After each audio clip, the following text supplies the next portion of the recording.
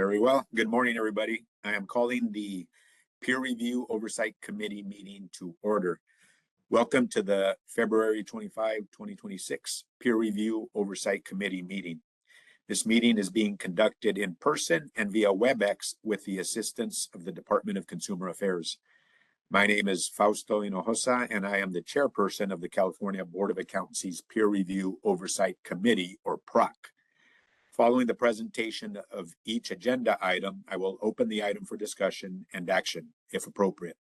PROC members participating virtually should use the raise hand feature and wait to be called on. I also ask that our members participating virtually keep their microphones on mute when not speaking. The PROC welcomes and encourages public participation throughout the meeting. Members of the public have an opportunity to provide comment in person or via the WebEx platform. Instructions on how to make a public comment will be provided whenever a comment period is open. Will be allotted up to 5 minutes for public comment. At this time, I will turn the meeting over to Mr. Parsons to take roll call and establish a quorum. When Mr. Parsons calls your name, unmute your microphone and state your name. Please remember to mute your microphone once you have stated your name. Thank you, Chair Hinojosa. Laura Ross. Here. Jeffrey DeLizer. Jeffrey DeLizer here. Nick Peterson. Nick Peterson here. Alan Gittleson. Alan Gittleson, present. Vikram Deshpande. Vikram Deshpande here. Jennifer Benjamin. Jennifer Benjamin, present. And Fausto Hinojosa. Fausto Hinojosa, present. With that, we have a quorum. Thank you. I will now read the CBA's mission statement. The CBA's mission is to protect consumers by ensuring only qualified licensees practice public accountancy in accordance with established professional standards. This mission is derived from the statutory requirement that protection of the public shall be the highest priority for the California Board of Accountancy in exercising its licensing, regulatory, and disciplinary functions. Protection of the public is inconsistent with other interests sought to be promoted. The protection of the public shall be paramount. I will begin with item 1, which provides members of the public an opportunity to provide comment on items not on the agenda. Is there anybody in the audience at the CBA office that would like to make a public comment? Does not appear so. There are no members of the public. No members of the public at the CBA office. Very good. Moderator, please open the lines then for public comment online. There are no members of the public online. Very good. Okay, we'll move on then. Next on our agenda is the approval of the December 12th, 2025 PROC meeting minutes. Do I have a motion to adopt the minutes? This is Jennifer Benjamin, so moved. Thank you, Ms. Benjamin. Do I have a second? Nick Peterson, second. Thank you, Mr. Peterson. Are there any comments from members? So there are no members, no public members. So yeah, public comment. There are no public members at CBA. There are no public members online. So Mr. Parsons, please call for a vote. Laura Ross. Approved. Fausto Hinojosa. Approved. Nick Peterson. Approved. Vikram Deshpande. Approved. Jennifer Benjamin. Approved. Alan Gittleson. Abstain. Jeffrey DeLizer. Approved. The motion carries. Thank you. Moving on to item 3, report of the recent CBA meetings. I will turn the discussion over to CBA liaison Douglas Aguilera to provide the members with an overview of the recent CBA meetings. Mr. Aguilera. Good morning, Chair Hinosa and members of the PROC. Many of you are my long lost friends. It's nice to see you again. I am CBA Vice President Doug Aguilera, CPA. I will provide a report on the January CBA meeting. At the January 22nd, 23rd meeting, President Lotta reported that CBA leadership held its annual roundtable to discuss the CBA's 2026 priorities, which included the following: implementation of Assembly Bill 1175, and what that primarily consists of is riding Ms. Center's coattails as she drafts and gets the regulations through for us. So the way that this works is the law, and then after the law is passed, there's regulations which provide the specificity, and that's the state that we're in now. We also talked about continued monitoring of artificial intelligence and its intersection with the regulation of the accounting profession and the CBA's consumer protection mandate.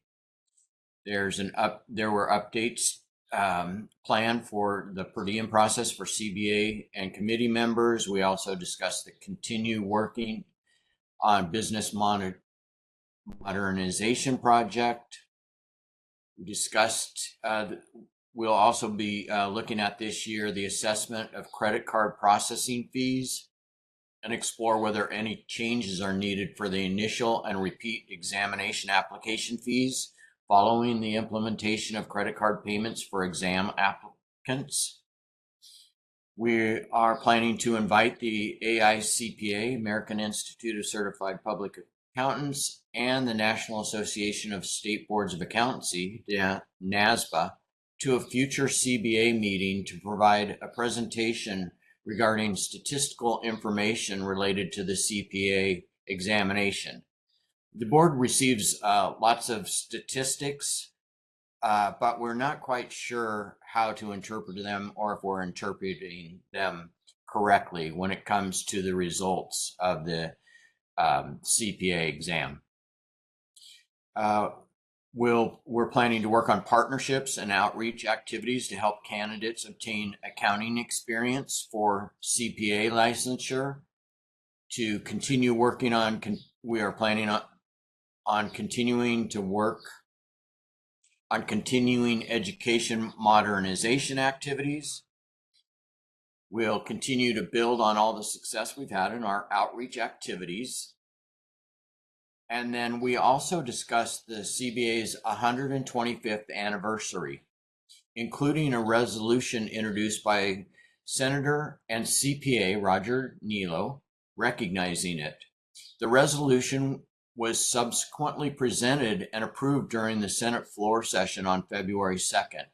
CBA President Christian Lotta, CPA, and Executive Officer Dominic Franzella were in the gallery during the presentation, along with Cal CPA President and CEO Denise Fromming. The CBA also approved a comment letter regarding the National Association of State Boards of Accountancies, so NASBA's Private Equity Task Force White Paper, titled Alternative Practice Structures in Private Equity, Considerations and Questions for Boards of Accountancy, issued October 24th. So these are instances where alternative practice structures include private equity investments and primarily concerns around independence for auditors.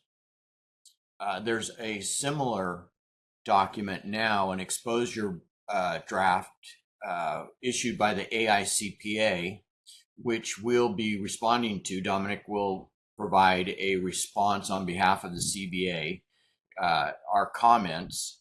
And as this matures over the next year, one of the enforcement activities is clearly the peer review. And what does it mean if there is an auditing firm that is owned by a private equity entity, and what additional, if any, steps might need to be taken as part of the peer review. Continuing on, we also approved the CBA's 2026 outreach plan. The CBA will hold its next regularly scheduled meeting in person at California State University, East Bay, and via WebEx on March 13th, 2026. Members and staff will also be holding outreach activities on Thursday, March 12th, in conjunction with the CBA meeting. So each year we try to have one meeting, at least one meeting on a campus, and then use that as an opportunity to interact with the students. And one of the things that staff does is a transcript review, which is incredibly helpful to the students. And it'll be less of a challenge for the students going forward once the new pathway, the streamlined pathway, if you will. So for instance, if all you need starting 2027 is an undergraduate degree in accounting, and your university has registered with the CBA, say in this case, California State University, East Bay, then you just have to have an undergraduate degree from California State University, East Bay. There's no more need to review the transcripts. Make it easier. And so in that way, the CBA is reducing the friction in the process to becoming a CPA. Thank you. That's the end of my report, and I'm happy to entertain any questions. Thank you, Mr. Aguilera, for providing an overview of CBA activities. Are there any comments or questions from members for Mr. Aguilera?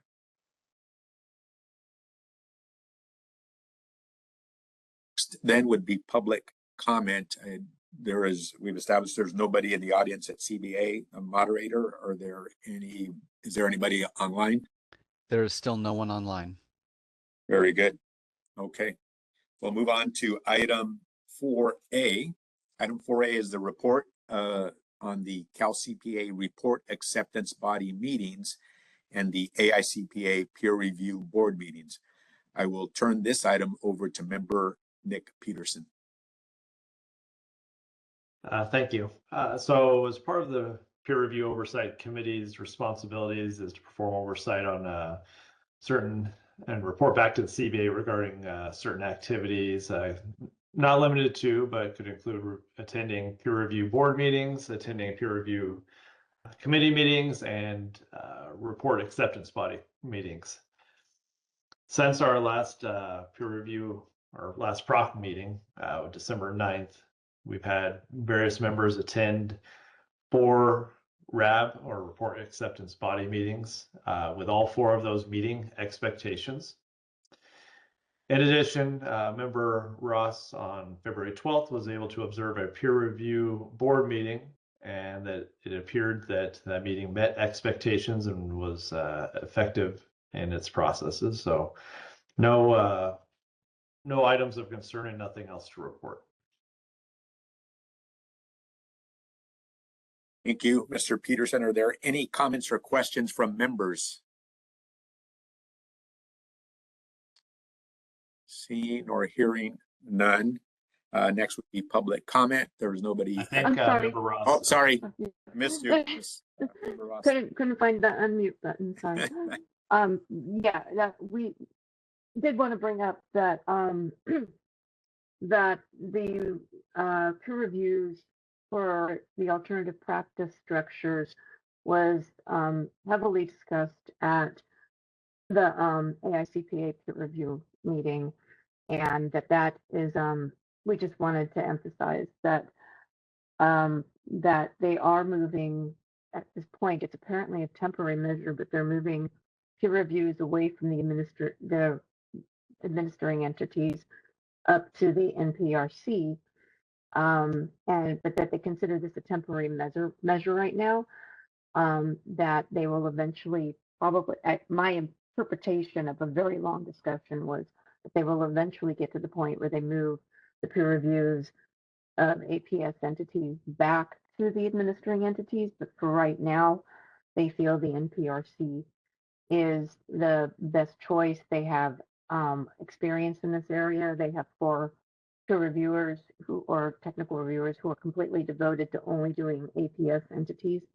And that is where they feel that they'll be able to get the best use out of developing some systems to basically implement any additional issues that will arise from APS entities. So it's coming up in several different conversations, and it came up on our annual site visit. So we just wanted to emphasize that this is something that's ongoing and will be continuing to be discussed.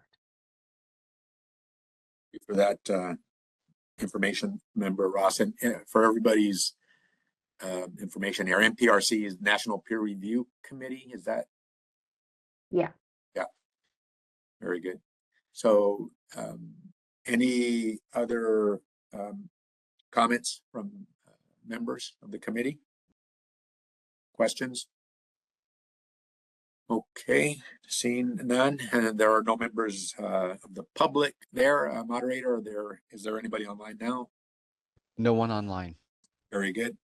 Okay, we'll move on to item 4B. Item 4B is the report on the PROC oversight of out-of-state administering entities. And I will turn this item over to Laura Ross and Jennifer Benjamin. Laura, do you want me to go first or do you want to go first? Actually, we went over the New England peer review, the one that I did at the last meeting. So I'm not sure if another one is also up for right now, or if it may just be you. Okay, well, I'll go over mine. This is Jennifer Benjamin. I attended a out-of-state peer review, and it was for the state of North Carolina, and it went very well. And per the peer review, there were findings that did not impact the positive conclusion of the report, and I thought it met expectations. Very good. Thank you, Ms. Benjamin. Any comments or questions from members about this item? Seeing or hearing none, no members of the public on site at the CBA office. Moderator, is there anybody online? There is no one online at the moment. Good, thank you. We'll move on then to item 4C, which is the report on the AICPA and NASBA websites regarding changes and updates to the peer review program. I will turn this item over to Mr. DeLizer and Mr. Deshpande to present. Thank you. I think I'll take this. So there were no updates actually on the NASBA website, regarding any of the peer review programs. We did see a couple updates on the AICPA website. This is in line with what Member Ross mentioned. So PRSU number 3 has been officially approved by the peer review board during its February open session and is effective for peer reviews scheduled on or after February 28th, 2026. So this actually went into effect on I think the approval came in on like February 11th. And I think there's 3 primary changes. The PRSU number 3, which stands for Peer Review Standards Update number 3.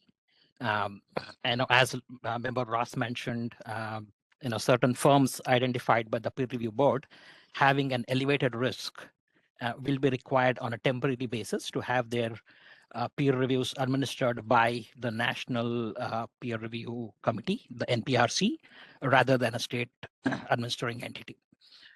Excuse me. For firms whose peer reviews are administered by the NPRC, because their practice includes a PCAOB engagements, the team captain's firm must also have had its most recent peer review administered by the NPRC, for the same reason. I think these were the, critical updates coming out of the peer review standards update. Did not see anything else, that was material, to discuss at this PROC meeting. Thank you. Thank you for that report, Member Deshpande. Are there any comments or questions from PROC members? I might add on to that. Thank you, Mr. Deshpande. Mr. Deshpande did all the legwork on our section here this time. There were a couple of, I think I've reported in the past about the two newsletters that the AICPA produces, the peer review prompts, which comes out semi-annually, and it's really unbranded, and it allows peer reviewers to add their branding to it and submit it to the firms. There was a new winter edition of that, and then there were some peer reviewer alerts, which are just elements that they call in to highlight the peer review standard that's been discussed by Mr. Deshpande and Ms. Ross were highlights of that as well. There were a couple of other things. There's going to be a new questionnaire for firms to answer on practice sections and potential that they're moving into that's going to be mandatory for firms to respond to. That was just one other new thing, but most of the alerts, the prompts, even there's an alert for NPRC, relate to the new quality management standards and particularly the standards update that's already been reported on. Very good. Thank you, Mr. DeLizer, for that additional information. Are there any other comments or questions from members on this item? Seeing or hearing none. Next is public comment. There are no members of the public at the CBA office. Moderator, is there anybody online? There are no members of the public online. Very good. We'll move on to item 4D. I will turn it over to Matthew Parsons, who will be seeking volunteers for activities listed in attachment 1. Thank you, Chair Hinosa. The website updates, similar to what Member Deshpande and DeLizer just presented out. Do I have any volunteers for that for the next meeting in May?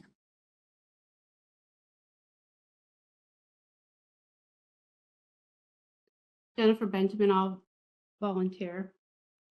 Okay, thank you.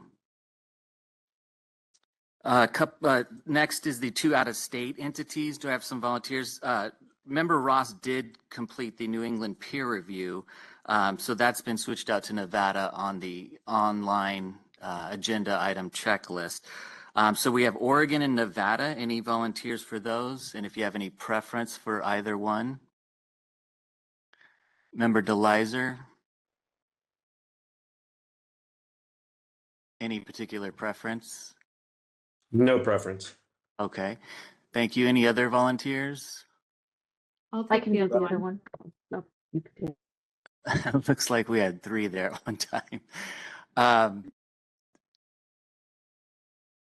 Let's see, Laura, Jennifer, and Fausto. Next one that says they're up for that, I'll go ahead and take your. I'm glad to do it. I can do it. All right, thank you. Okay, and then I did send out the future RABs prior to this meeting, just to in hopes that it allows you to better prepare to volunteer for some of these. I do have, just as of note, Member Gittleson did reach out the past couple of days, and so I have April 21st taken, as well as April 30th for Member Gittleson. Any others for those dates? We have one, or any in March, from March 5th through March 26th. This is Jennifer Benjamin. I'll take March 24th and April 7th. Matthew, this is Jeff DeLizer. I can take March 5th. Okay. Pardon me, Member Benjamin, you said, let's see, March 24th as well as May 7th? April 7th. April 7th, thank you. I'm messing up your March date, sorry. Oh, you're totally fine. All right. This is Vikram. Yeah, Yes. I can take March 17th Okay. and May 7th. Thank you for that. Let's see, let's go ahead and move into the month of April. We have looks like we covered all those. There is a AICPA peer review board open session. Anyone interested in attending that? I can do that. In fact, it's the only day I'm here for this calendar, so I Okay, appreciate doing that. thank you for that. And lastly, we have one left in May 14th at 9 a.m. Any volunteers for that? Can't do that one. I'll take that. This is Benjamin. Okay. Is the May 7th one? Has that one been taken? Member Deshpande volunteered for that. There's March 26th and April 23rd, if those are open dates for anybody. Otherwise, we got some really good coverage, which will take us to our May 20th meeting. So I think we should be good at this moment. And then I have This is Alan Gittleson. I can do the 23rd of April too, if I think that was on the list I gave you, but yeah, okay. Thank you. if we need it, if we need it. Okay, you do one 2 days prior to, so I'll be in touch with you on that, but I got you down Yeah. for. And I have Chair Hinojosa attending both board meetings, the one coming up here March 12th and 13th, as well as the one on May 14th and 15th, the week prior to our next PROC meeting. With that being said, I think we're all set. Thank you, Mr. Parsons. I do have to make an adjustment for the May board meeting. I won't be able to attend that meeting. So I don't know if Peterson might have availability for that presentation. Which day is that again?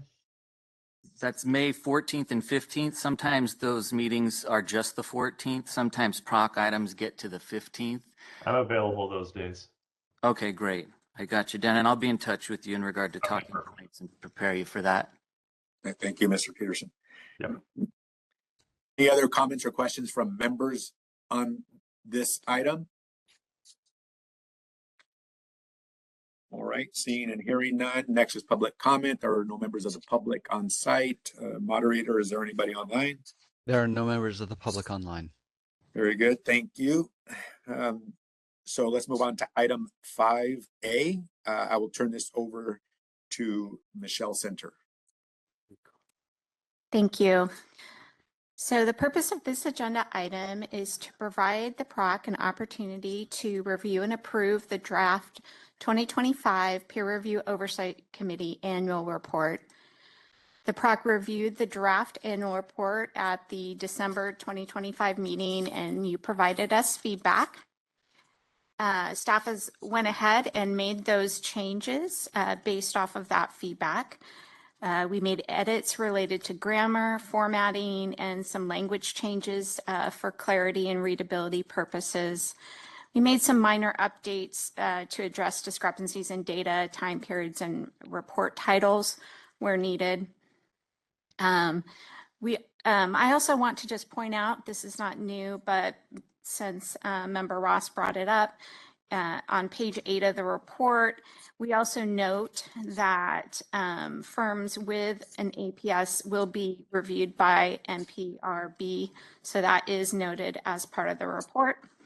And then based off of our conversation last time, we also reworded some of the recommendations. Those are found on pages 26 and 27.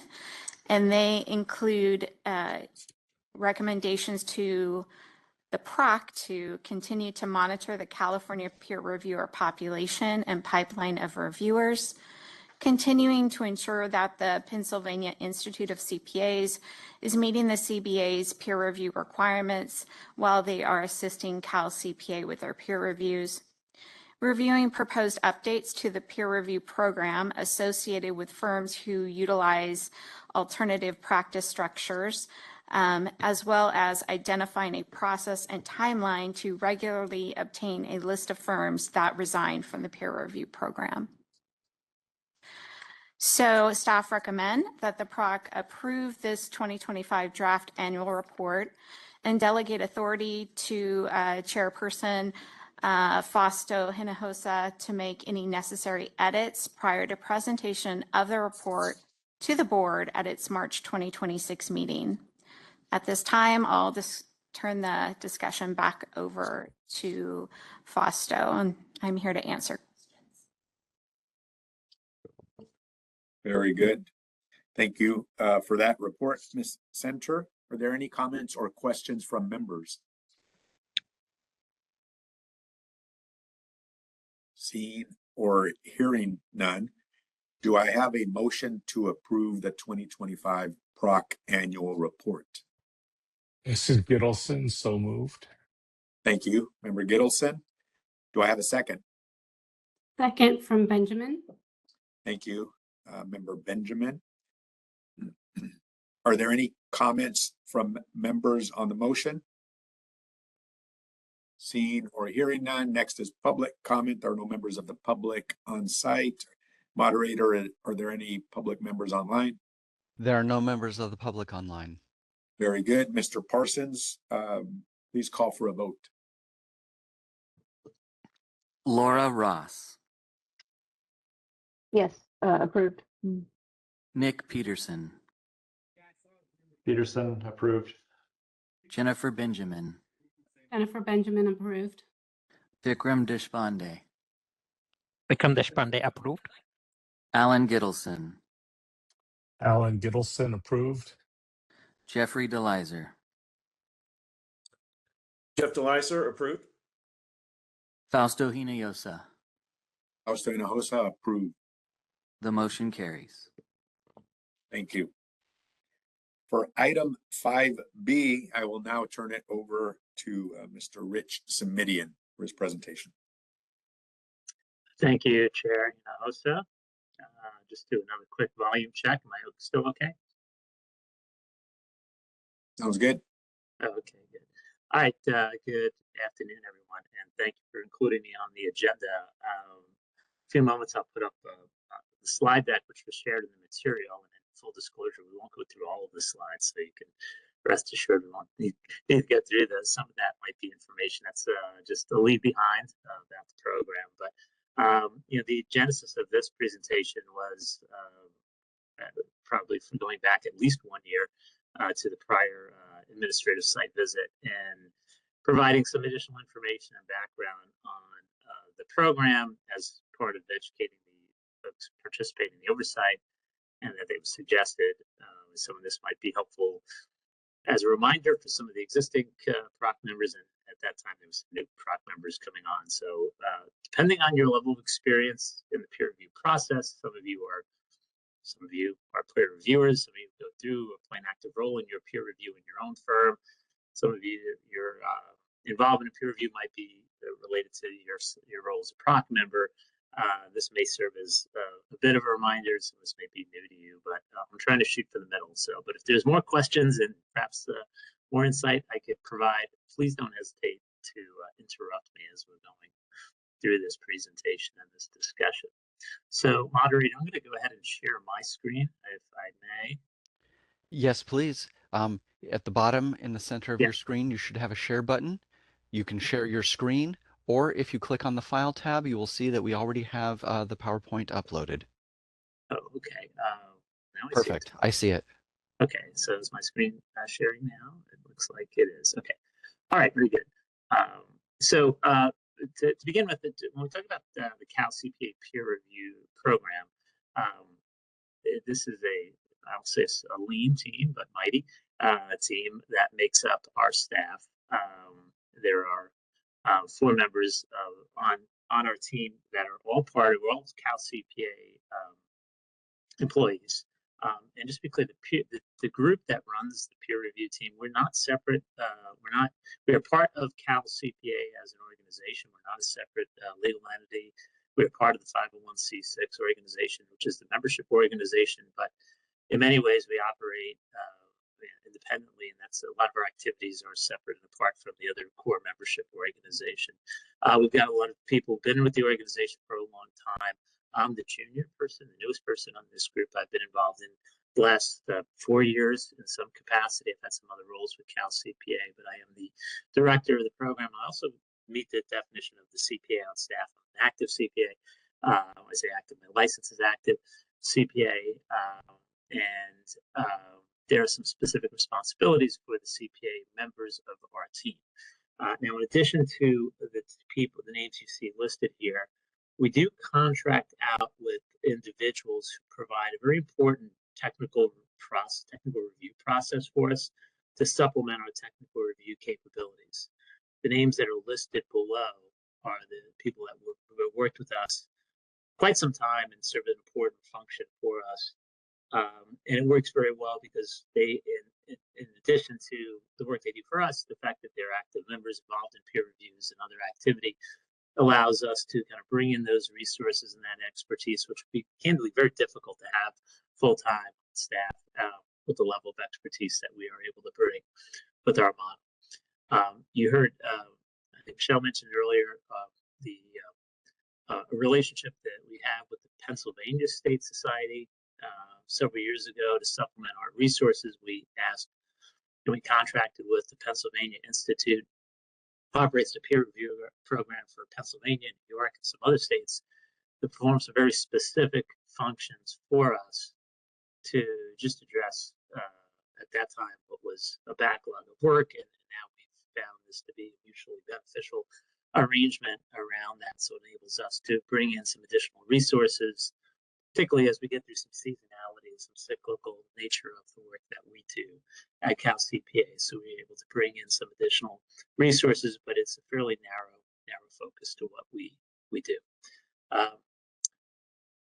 Just as a reminder, we do this not just for California. Cal CPA is the administering entity for both Arizona and Alaska, the volume of which is significantly less, as you would expect. But nevertheless, there are different boards of accountancies, requirements in each of those states, and we meet with them just as we meet with you to talk about the different requirements that they may have specific within their jurisdiction. There's a lot of similarities to the program, which require peer review every 3 years. Some of the requirements of what a peer reviewer qualifications would be are similar. There are different, we'll get into different types of peer reviews that could exist. There are exceptions to what qualifies for as a system review or an engagement review, which I'll define later on, and it's dependent on the requirements within each of those states. But we are performing this function across different jurisdictions. There was discussion of the NPRC, right? So that is the AICPA's peer review group. They effectively do the same things that we do, but they do it at the NPRC level. They do it for certain firms that meet certain requirements. So maybe to make it, just to be the most obvious one would be if a firm is doing public company work, because they're subject to the PCAOB inspection requirements. As a result of their PCAOB designation, they're also required to peer review, and their peer review would be administered by the AICPA through their NPRC program, not through us. So you could have a California-based firm who we here at Cal CPA would have no involvement in whatsoever as it relates to their peer review, because all of the interactions, their scheduling, the acceptance body, all of that would be done at, we'll call it at a national level, at the NPRC level. So, as a result, the NPRC tends to have larger firms just because of the nature of the firms that perform public company work. Not always, but that has been our experience. So the composition of the firms that we do the administration for tend to be anything ranging from sole practitioners to large local or regional firms. The structure of our oversight here at Cal CPA, our governing board is effectively the governing board of the Cal CPA. So we don't have a separate board of directors, if you will, but we do have separate committees that oversee the process. The Cal CPA Peer Review Committee currently consists of 18 different members. Now, those members are the same people that you see when you observe a PROC meeting to participate. I'm sorry, a RAB meeting. When you observe a RAB meeting. That consists typically of 4, sometimes 3, typically 4 members of our peer review committee that we have divided up our meeting structure. The review acceptance body meetings are broken up between 3 and 4 members of our committee. Not all committee members are created equal. Obviously, there's levels of experience, but some have different industry expertise. So there's a bit of a matrix that we have to go through. So, for example, if one of the firms going through an acceptance, if their review is going to an acceptance meeting and that firm is performing yellow book single audits, one of our members of the committee of the acceptance body would have to be yellow book. So we always make sure that we have the proper composition of skill sets at each of those meetings. And if we can't, we would hold off on assigning certain reviews until the following meeting, but we can have that composition, sort of like getting a quorum, if you will, from an industry expertise standpoint. So that's a greater group. The group itself, all members are appointed similar to where the committees are appointed by the Council of Cal CPA, but they have to meet certain requirements. They each have to have been not just approved by the council, but they have to have current audit experience, and they have to meet certain minimum requirements with regard to CPE on peer review matters. Okay. Just be clear, we don't perform, I know many of you know this, but we don't perform the peer reviews. Firms select their own peer reviewer. Our job is to administer the process, kind of usher it through the entire step, from the initiation of determining when a firm has to perform a peer review to the selection of the peer review, scheduling that peer review.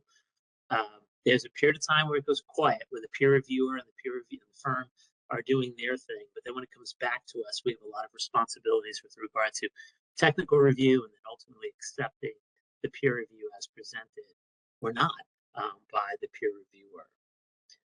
So our role is not to do the peer review. There was a period of time where Cal CPA could perform certain types of peer reviews. We referred, those were the smaller engagement reviews. More specifically, they used to be referred to as a CART review. We no longer do that. We do not perform any of the peer reviews. So the peer reviews themselves are being performed by the definition by their peers. A firm that has been selected by the firm themselves with our approval. There are 2 different types of peer reviews that we would see being performed. The system reviews are for firms who are primarily involved in performing audit engagements, some examinations, but primarily if a firm is involved in performing audit and test engagements at that level, they are subject to a system review. That's a much more extensive process of review than engagement review. The engagement review are limited to those firms whose highest level of service is a review engagement. They don't perform audit engagements. We have a very large number of our firms that perform engagement reviews. It's just the nature of our rights. We have a lot of firms that perform compilations, preparation engagements, where the highest level of service is an engagement review, but they don't perform an audit. That is a large part of our, that makes up the composition of the peer review population, not just in California, but also in Arizona and in Alaska. For the peer reviewer, there's much more work involved in a system review. For us as the administering entity, same would be true. There's a higher level of technical review that's required. There's much more involved in terms of this, making sure that the peer reviewer meets all the requirements.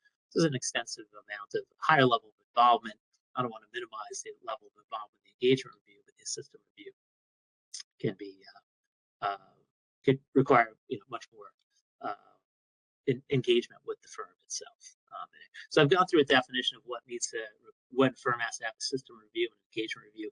We get questions on this all the time. A lot of times, so much of our engagement with the firms themselves, a lot of times is when they're in the early stages, first time through, where there's been some changes in their firm and they're trying to determine where they fit within the maze of system engagements and engagement reviews, timing, things like that. So our engagement and output is a lot of questions that we get in terms of our phone calls. We get a lot of phone calls from firms. We get a lot of emails from them asking about these different types of requirements, and we help navigate through a lot of these issues.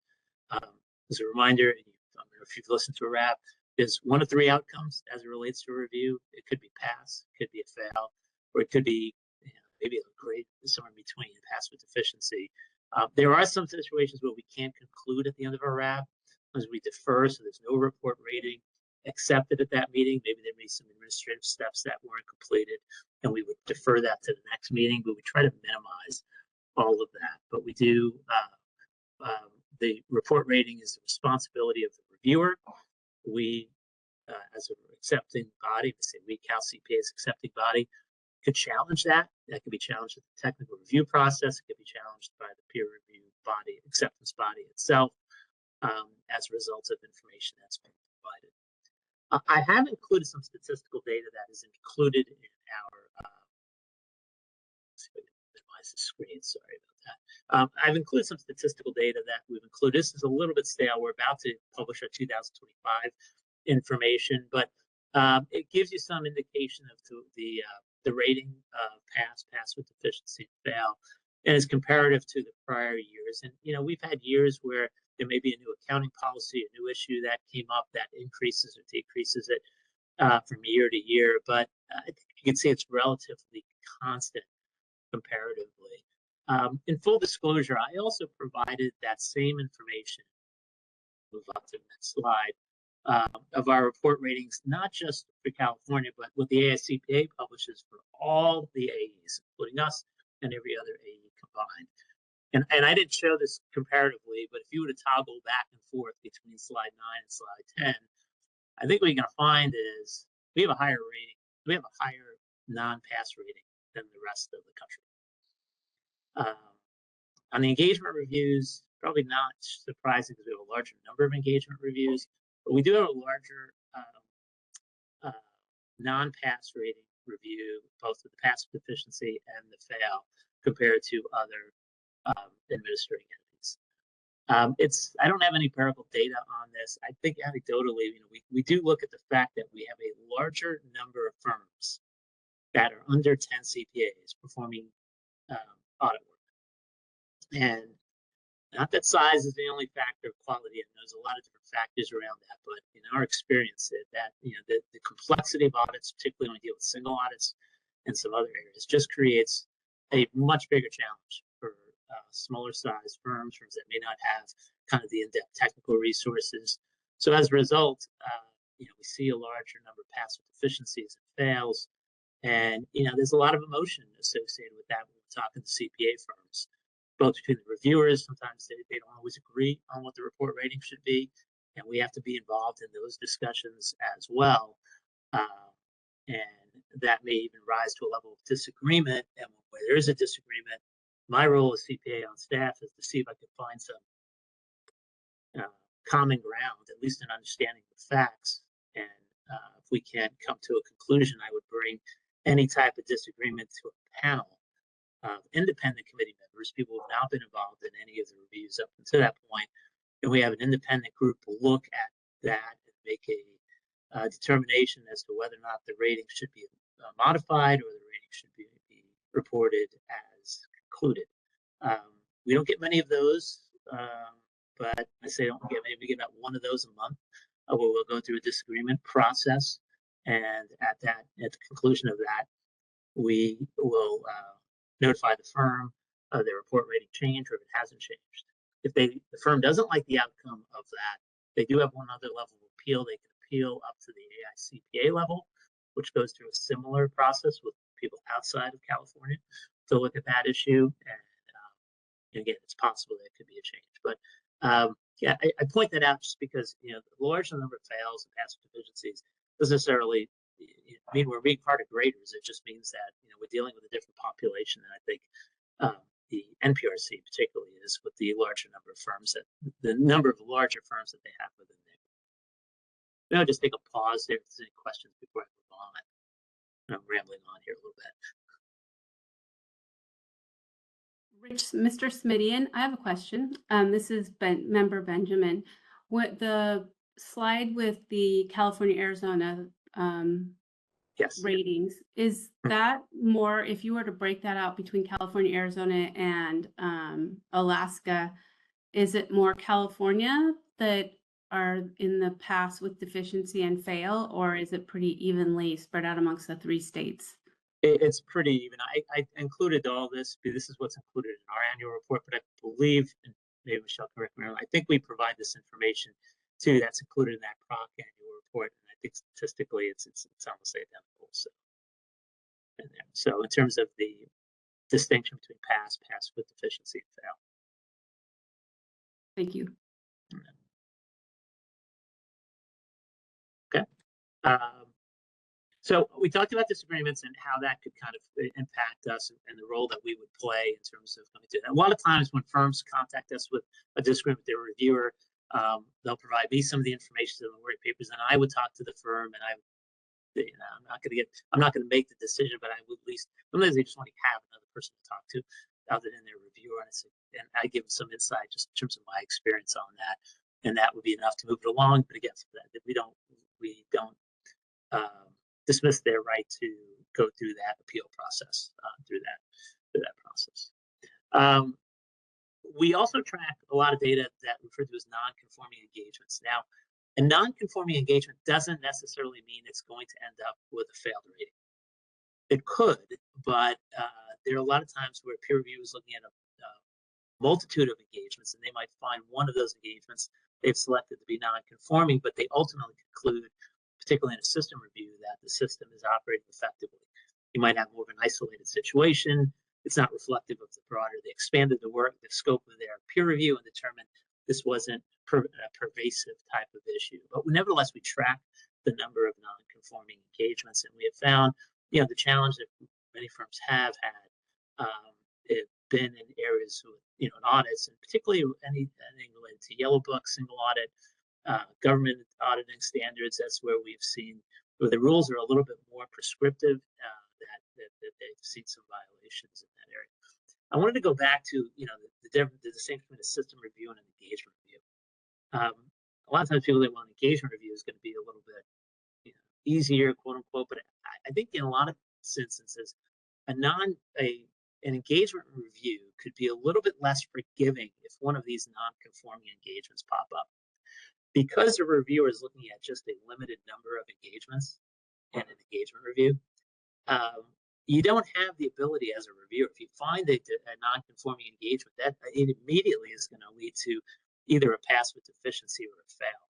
Whereas with a system review, somebody can look at that issue and say, I'm going to expand my scope, I'm going to look at some other things.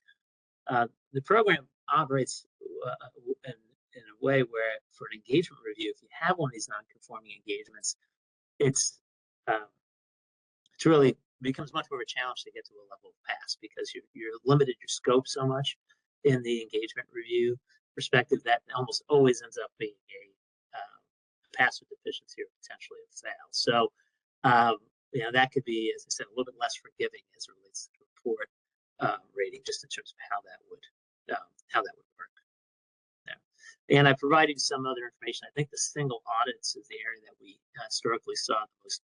I think that might have been left off my 2024 slide that I look at it. But where we have seen a larger number of comments that have come in the government audit standards and some of the ERISA engagements, those numbers are down quite a bit, but those are still kind of the hot topics that our peer reviewers are highlighting. I do find non-conforming engagement. I'm finding a typo in my slide here. So as a result, that as we go through our tab, does this affect us as technical reviewers? I want to make sure our technical reviewers are focusing in on the issues that have the largest likelihood, or greater likelihood of there being an error. When we do complete the process and we've accepted the report rating, perhaps it's going to disagree panel, we're not done yet. Our role then, both at the acceptance body level and then the CPA on staff, is to identify what remedial action is appropriate based on what types of findings were identified. The options are available to us really range.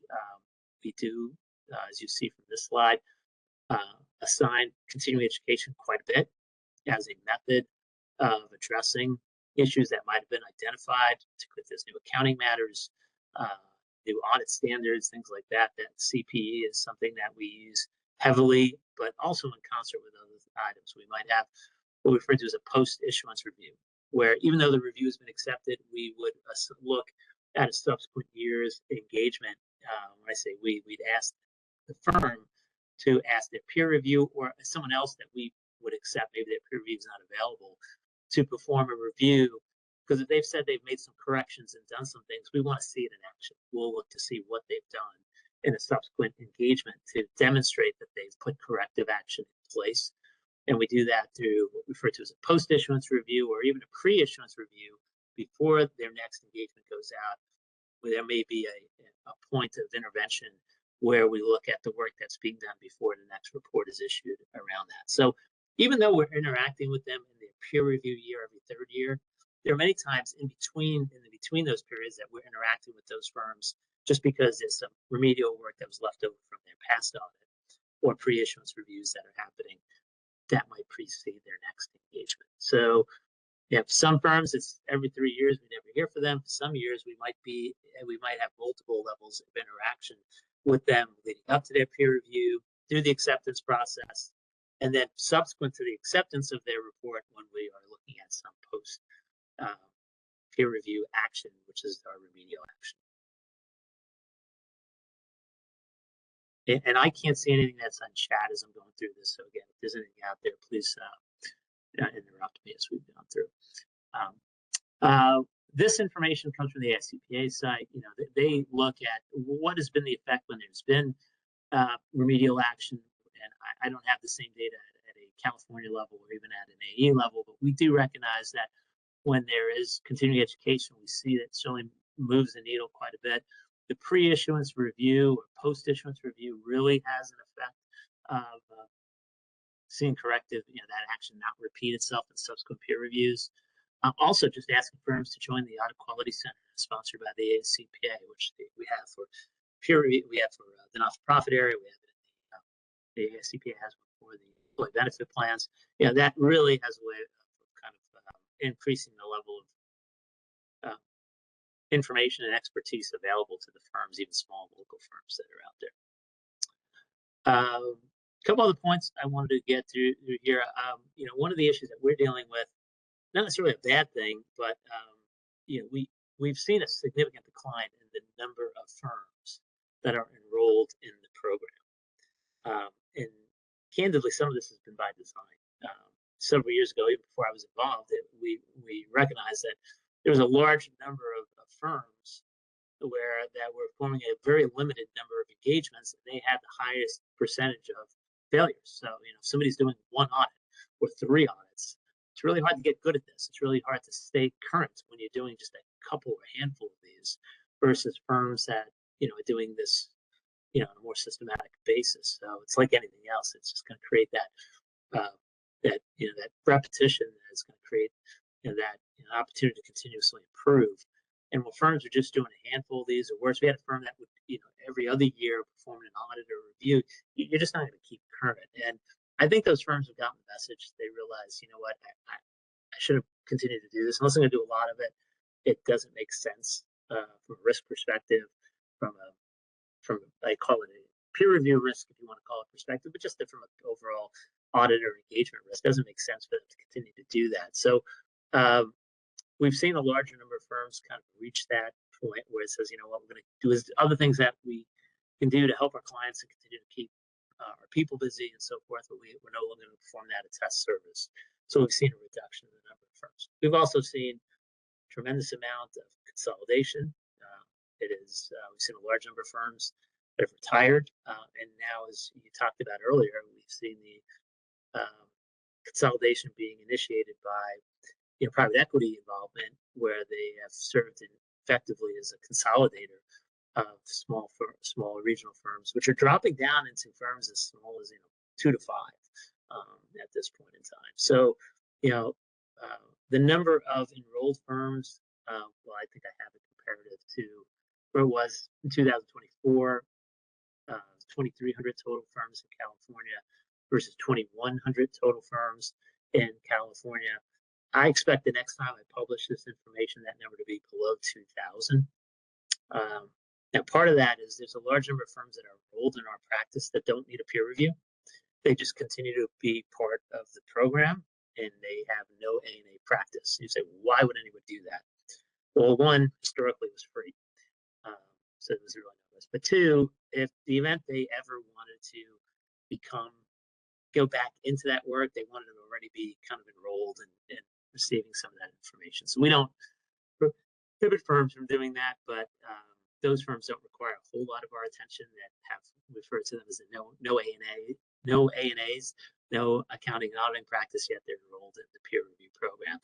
That number is starting to decrease as well. So we see a shrinking number of firms performing A&A work, and you might see that in that there are fewer RAB meetings.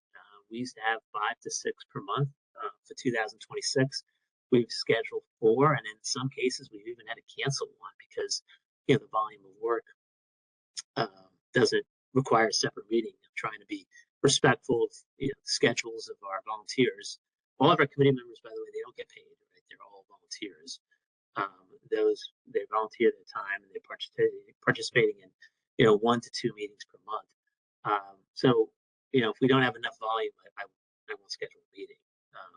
And we try to do that in advance notice to them and to you, the PROC members who are observing that. But when you see cancellations, it's typically because the volume of work has been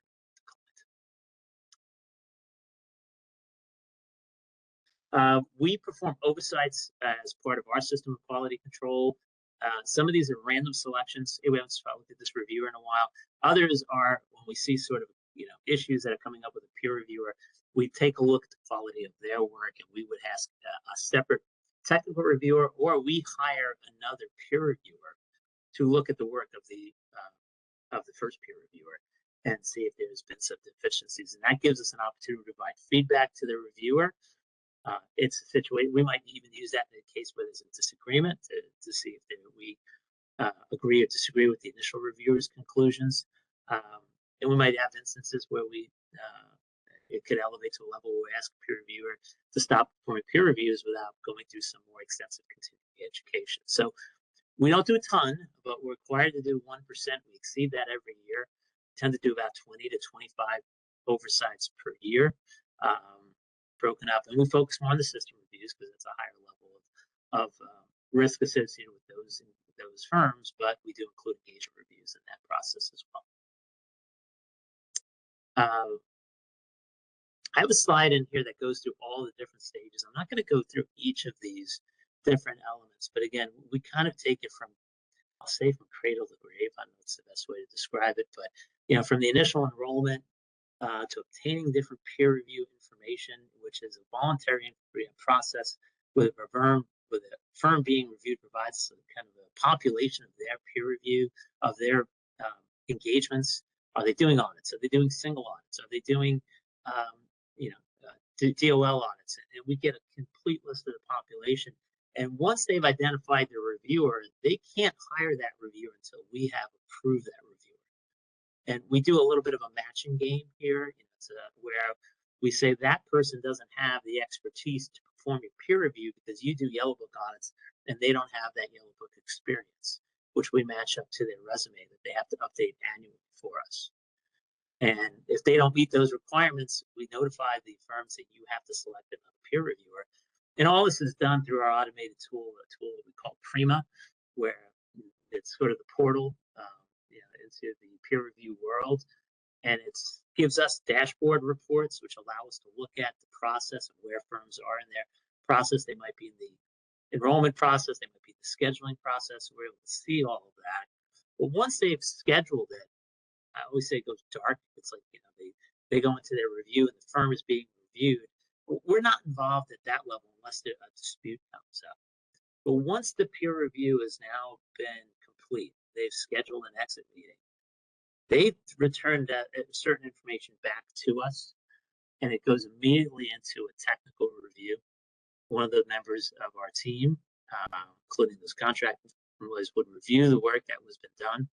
And we'll look, we're not going through the same level of detail that the peer review has done, but we're ensuring that the peer review has followed the peer review standards. And at that point, if everything's going well, we can move it forward to the committee acceptance process. But if it's not, it stalls there. And that's very intentional because that means we go back to the peer review and say, look, there are things that we need to be seen documented at a higher level, which might frustrate the peer review, it might frustrate the firm, but it doesn't go to the acceptance body until we say it does. And then once that's been complete to our satisfaction, we can go to the RAB meeting, which is typically where the proc members will kind of come in and observe that process. After that, we might insert some corrective action, as we've talked about. The corrective action is after the report's been issued, but again, we're still involved and we're still overseeing whether or not that corrective action has been completed. So a lot of times that can happen before the review is complete, but sometimes it could be after the fact. And even though the report's been issued, it's still, in our minds, it's still open until the corrective action has been complete. So those are the main slides I wanted to go to. I just want to highlight one other thing that we do that's not on this slide deck, which I think is very important. We pay particularly close attention to the repeat offenders. Meaning, if somebody has 2 or more consecutive peer reviews where they do not have a pass, they could have had a pass with deficiency and a pass with deficiency in their last 2 peer reviews, or they had a fail, or pass with deficiency and a fail, or any combination thereof. But when they have 2 or more consecutive non-pass, we bring that firm into, we cast some sunshine on, a spotlight, if you will, on that firm. And we go through an assessment of that firm and evaluate whether there needs to be some additional corrective action, or worse, if we're seeing repeat offenses and we don't believe the firm is taking the appropriate steps or not taking the process seriously, that could lead to a referral. Effectively, what we refer to as a non-cooperation case, where we send them to the AICPA for a review, and they have to explain to the AICPA board why they haven't taken the appropriate steps. Now, a firm could have 2 consecutive years where they haven't passed, but it might be 2 completely unrelated issues. In that situation, we still go through the assessment, but we would have clear documentation as to what we've done there. But in instances where we're seeing the same type of comment year, 2 years in a row, I say 2 years, 2 peer reviews in a row, and the firm hasn't taken the necessary steps, we take that very seriously.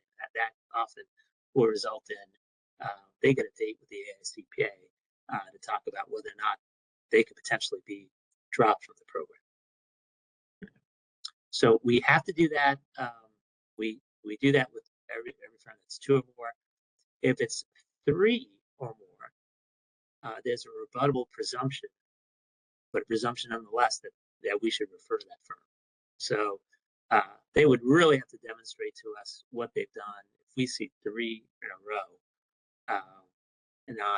non-pass reports, we would do that. So that is a process that we go through with all the firms. We have some tools available to track the firms that have 2 consecutive non-pass reports. So you might see that at the end of a RAB meeting, where the proc members might observe that, where we're going through a consecutive non-pass, as we abbreviated somewhat, consecutive non-pass assessment form, where we are asking the questions we're asking the RAB members, hey, what do you think? We don't make the conclusion as staff members on that, but we give them the information, and we might provide some other information. Hey, this firm's cooperating, they're reaching out, they're demonstrating that, or there may be other information that becomes available to us, which indicates, which is information that RAB may want to know with regard to our level of engagement with the firms. So it is an important step. It's not on this because it's not a normal part. It's not the typical part of the stages of the peer review, but it's an important part of how we look for repeat offenders.